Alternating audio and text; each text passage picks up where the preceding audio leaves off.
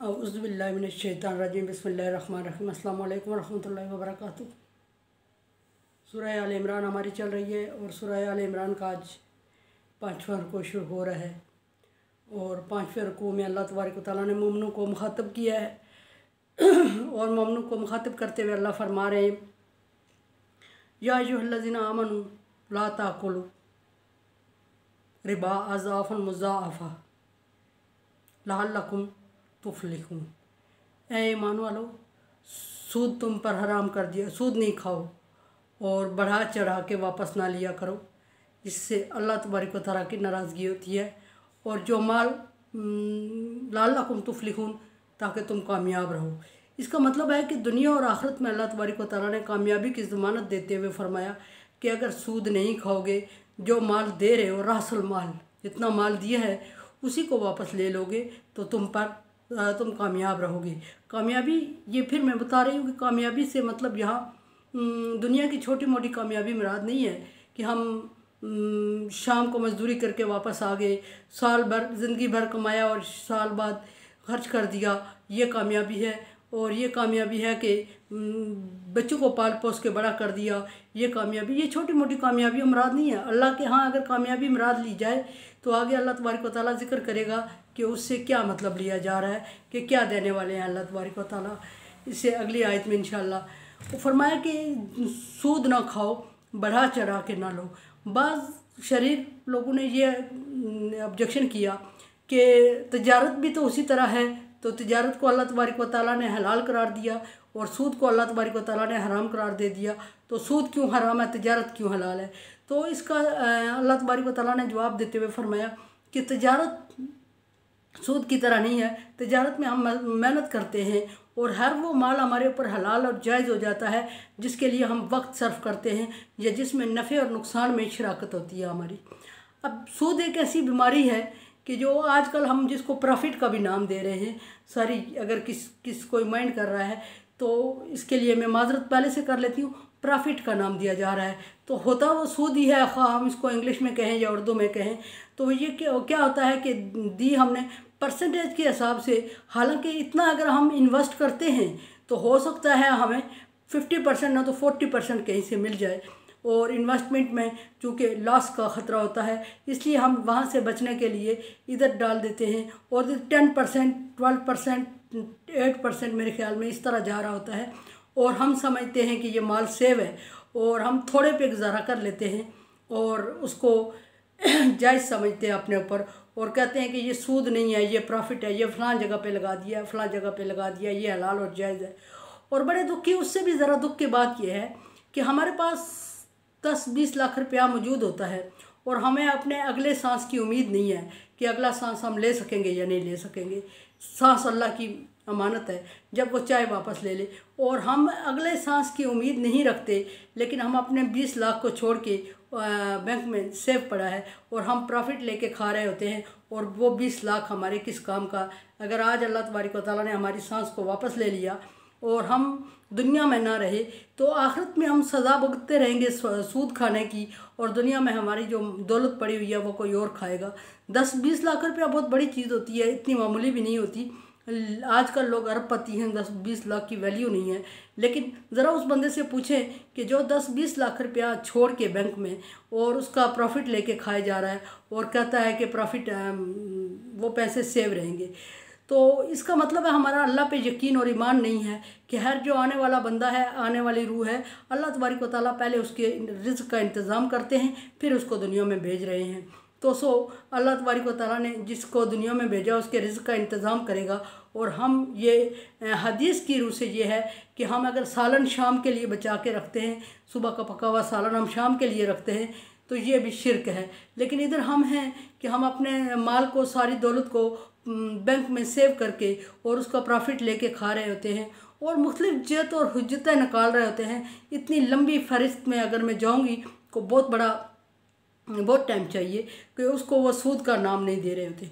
और फिर उसी पैसे से वो सूद जो हासिल करते हैं 20%, 12%, 8%, 10% जो भी आ रहा है, उसी से वो हज और उम्रा भी करते हैं, उसी से वो सदका खैरात करते हैं, उसी से कुर्बानी भी करते हैं। हालांकि अल्लाह तबारक व तआला फरमाते हैं कि मुझे तुम्हारे ऐसे माल की हरगिज़ ज़रूरत नहीं है, और अल्लाह की राह में अगर हम दें तो हम सुथरा और पाकीज़ा माल दें, और वो हलाल और जायज़ माल दें जिसके लिए हमने कोशिश करके कमाया है, और उस माल में से अल्लाह की राह में खर्च करें।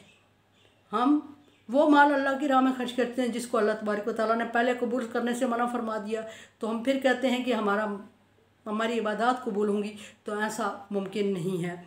और नबी सल्लल्लाहु अलैहि वसल्लम ने जब सूद को हराम करार दिया, फरमाया कि रासम माल, जो माल दिया है वही वापस लो, उससे ज़्यादा तुम्हारे ऊपर हराम है। तो ऐसा हुआ कि सहाबाए किराम ने उसी वक्त उस पर इम्प्लीमेंट कर दिया, और हुज़ूर सल्लल्लाहु अलैहि वसल्लम ने अर्ज़ करके जब हुज़ूर सल्लल्लाहु अलैहि वसल्लम से अर्ज़ किया सहाबाए किराम ने कि हम जो दे चुके हैं क्या वो वापस लें, या अभी जो बात हुई है इसमें जो डील कर चुके हैं वो वापस लें। तो आप सल्लल्लाहु अलैहि वसल्लम ने फरमाया कि डील कैंसिल हो चुकी है, क्योंकि अभी ऑर्डर आ चुका है, तो रासल माल वापस होगा। हुज़ूर सल्लल्लाहु अलैहि वसल्लम ने इम्प्लीमेंट के लिए एग्जाम्पल पेश करते हुए सबसे पहले अपने चचा हज़रत अब्बास का सूद, जो कि बहुत बड़े बिजनेसमैन थे, कारोबारी आदमी थे, और उनका निज़ाम इसी पे चल रहा था, वो लोगों को दिया करते थे। उस वक्त चूँकि जायज़ था, नाजायज़ नहीं था, तो आपका निज़ाम चल रहा था इसी पे। लेकिन हुज़ूर सल्लल्लाहु अलैहि वसल्लम ने एग्जाम्पल सेट करते हुए पहले अपने चचा हज़रत अब्बास का सूद माफ़ किया, और फिर बाकी लोगों से फरमाया कि रासल माल, कि असल माल वापस लो, और जितना सूद था, जितना सूद का पैसा लोगों ने लिया हुआ था वो भी ज़ाया कर दिया।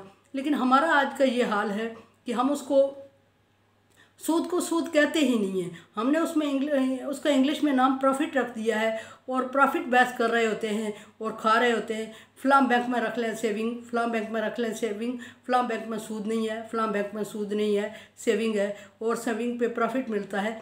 बात यह है कि हर एक को सूद कहते हैं, बस नाम बदल दिए जाते हैं। हर वो माल जो हमें मेहनत के बगैर हासिल हो वो सूद होता है। हाँ, मज़ारबत का एक तरीका नया है जो राइज किया गया है, उसको हलाल और जायज़ करार दिया गया है कि माल तेरा और मेहनत मेरी, माल मेरा और मेहनत तेरी, इस तरह का एक मज़ारबत का तरीका है। उस पर लंबी बहस है।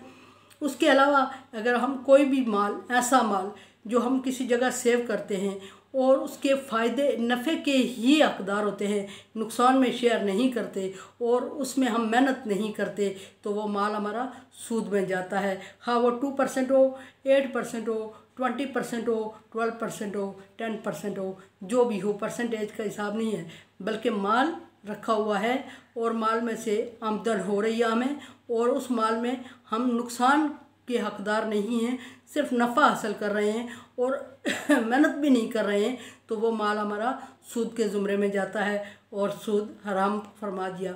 फरमाया कि सूद को अल्लाह तबारक व तआला ने सूद को मना करते हुए फरमा दिया कि लअल्लकुम तुफ्लिहून, तब कामयाब होगे, दुनिया और आखिरत की कामयाबी मुराद है इससे, तब कामयाब होगे जब तुम सूद से बचोगे। तो सूद की रकम लाओगे घर में, तो जितना माल घर में पड़ा हुआ है वो सब उसके साथ बर्बाद होता है, वो सब उसके साथ तबाह होता है। जितने बच्चे उसके साथ, उस रकम के साथ पल रहे हैं, उतने ज़ाया हो रहे हैं।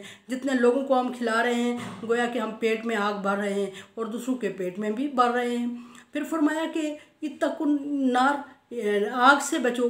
इसी आयत को कंटिन्यू करते हुए अगली आयत में, आग से बचो, उइद्दत लिल काफिरीन, जो कि इनकार करने वालों के लिए तैयार की गई है। मैं फिर कहूँगी कि इस काफर से मुराद वो काफर नहीं है जो दीन इस्लाम से इनकार करता है। इस काफर से वो काफर मुराद है जो अल्लाह तबारक, जो मुस्लिम तो कहलाता है लेकिन अल्लाह तबारक व तआला के अहकामात को इग्नोर करता है, वो काफर मुराद है। फरमाया कि उससे बचो ताकि तुम पर नार, आग से बचो, उइद्दत लिल काफिरीन, जो काफिरों के लिए तैयार की गई है। उसके साथ ही आगे अल्लाह तबारक व तआला ने फरमा दिया कि या अय्युहल्लज़ीना आमनू अतिउल्लाह व रसूलहू लअल्लकुम तुरहमून, अल्लाह और रसूल की अताअत करो ताकि तुम पर रहम किया जाए। यानी कि मुख्तलिफ, जिस तरह नबी सल्लल्लाहु अलैहि वसल्लम ने तुम्हें हुक्म दिया है उसको मान लो और उसी तरह अमल करो उस पर, ताकि तुम पर रहम किया जाए। अगर नबी सल्लल्लाहु अलैहि वसल्लम के हुक्म के ताबे ज़िंदगी नहीं गुजार रहे हो और इधर उधर से और हुज्जतें ला के उसमें डाल रहे हो और सूद हराम किया गया और तुम मुख्तलिफ हुज्जत निकाल के उसको जायज़ करार देने की कोशिश कर रहे हो, तो फिर तुम पर रहम के कोई चांसेस नहीं है। रहम तभी किया जाएगा जब अल्लाह और रसूल के मा नहा अनहु फंतहू, जिससे नबी सल्लल्लाहु अलैहि वसल्लम ने मना किया उससे रुक जाओ, यही हुक्म है। और रुके रहो ताकि तुम पर रहम किया जाए। अगर हम रुकेंगे नहीं इस चीज़ से, और ये चीज़ हम ये समझते हैं कि ये मामूली चीज़ है और दुनिया के चंद लोगों तक नुकसान है, इसका चंद दिनों तक नुकसान है, चंद घड़ियों का नुकसान है, चंद सालों का नुकसान है, ऐसा नहीं है। बल्कि ये समझे कि जो बंदा ये माल खा के पला बड़ा है, उसकी नस्ल भी, उसके ब्लड में जब तक उस ब्लड में ताकत है, जब तक उस ब्लड का आखिरी कतरा चल रहा है, जब तक उसकी नस्ल पर यह असरात जा रहे होते हैं। तो अपने बच्चों की खातर, ये चूँकि अल्लाह की मखलूक है, ये आपके बच्चे हैं, आपकी औलाद है, अल्लाह की मखलूक है, अपनी औलाद की खातर अपने आप को जहन्नम की आग का ईंधन मत बनाओ। खुलेआम अल्लाह तबारक व तआला ने फरमा दिया कि उइद्दत लिल काफिरीन, इनकार करने वालों के लिए तैयार की गई है उस आग से बचो। हम कभी माँ बाप बूढ़े हैं उनकी मेडिसिन का बहाना करके, हालांकि माँ बाप की कफालत हम पे फ़र्ज़ है, कभी बच्चे हैं छोटे उनका बहाना करके, कभी कोई बीमार है उसका बहाना करके, कभी कोई हट्टा कट्टा सेहतमंद है बेरोज़गार है उसका बहाना करके, मुख्तलिफ़ चीज़ों के बहाने सीले से सूद ऐड किए जा रहे हैं अपनी आमदन में। और जब सूद ऐड किए जा रहे हैं तो हम जिस 2 साल जिस 1.5 साल बच्चे को दूध पिला रहे हैं उस सूद की रकम से, वो बच्चा बड़ा होगा, उसकी 4 नस्लों तक ब्लड के असरात जाएंगे और उसकी 4 नस्लों पे उस चीज़ के असरात पड़ेंगे और बच्चे पे नेगेटिव असरात मरतब होते हैं। और नेगेटिव जब असरात मरतब होते हैं तो हम फिर बच्चों से उम्मीद रखें और कहें कि हमारे बच्चे हमारे काम नहीं आते, हमारे बच्चे नाफरमान और जाहिल हैं, तो अल्लाह उन बच्चों पे, उनके वालिदैन पे रहम करे कि इन चीज़ों से जिनसे अल्लाह तबारक व तआला ने बच्चों की परवरिश मना फरमाई है, उस चीज़ से मना रहें, रुके रहें, बाज रहें, ताकि बच्चों पे अच्छे असरात मरतब हों और बच्चे आगे आपके काम आ सकें। अगर आज आप अल्लाह के उसूलों के मुताबिक, अहकामात के मुताबिक बच्चों की परवरिश और तरबियत नहीं कर रहे हैं, फिर अल्लाह से ये मत उम्मीद रखें कि बच्चे आपके फरमाबरदार होंगे, क्योंकि आपने बच्चों की परवरिश में, तरबियत में अल्लाह तबारक व तआला की फरमाबरदारी को मद्देनज़र नहीं रखा और अल्लाह ने आपको हुक्म दे दिया इत्तकुन्नार उइद्दत लिल काफिरीन, तो तुमने अपने आप को आग से बचाओ जो इनकार करने वालों के लिए तैयार की गई है। तुमने इससे बचने की कोशिश ही नहीं की।